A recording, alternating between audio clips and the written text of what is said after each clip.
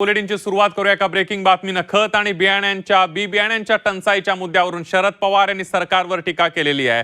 आज शेतकरी संकटात असून शेतकऱ्यांना खतासाठी रांगा लावाव्या लागत असल्याचं शरद पवार यांनी म्हटलंय। तसंच प्रश्न सोडवणं सरकारचं काम असल्याचंही पवार यांनी म्हटलेलं आहे। खत टंचाईवर मुख्यमंत्री देवेंद्र फडणवीस यांची देखील प्रतिक्रिया समोर आली आहे। राज्यात आवश्यक तेवढा खतांचा साठा उपलब्ध असून साठा केल्यास टंचाई निर्माण होईल असंही मुख्यमंत्र्यांनी म्हटलेलं आहे।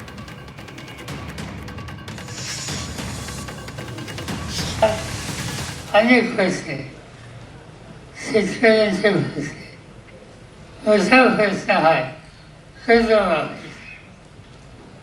आज सरकार बघितलं खतासाठी शेतकऱ्याची लाईन लागली, रास्त खत मिळत नाही। त्यासाठी जिथं खताचं दुकान आहे त्याच्या बाहेर झोपेल।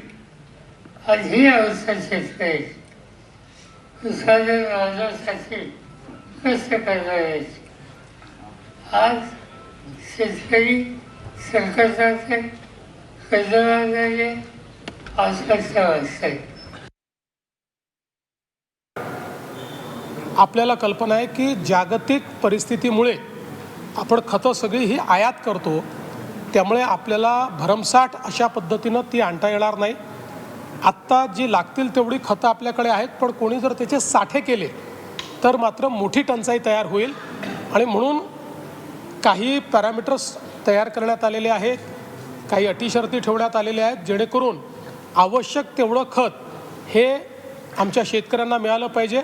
विशेषतः मिश्र खताच्या संदर्भात आता आपल्याकडे भरपूर उपलब्धता आहे, म्हणजे आवश्यक तेवढी, भरपूर नाही म्हणता येणार, आवश्यक तेवढी उपलब्धता आहे। अगदी कोणाला हेच खत पाहिजे किंवा तेच खत पाहिजे अशा पद्धतीनं कदाचित थोडी टंचाई जाणवेल, पण ओव्हरऑल खतांचे साठे आता आपण केले।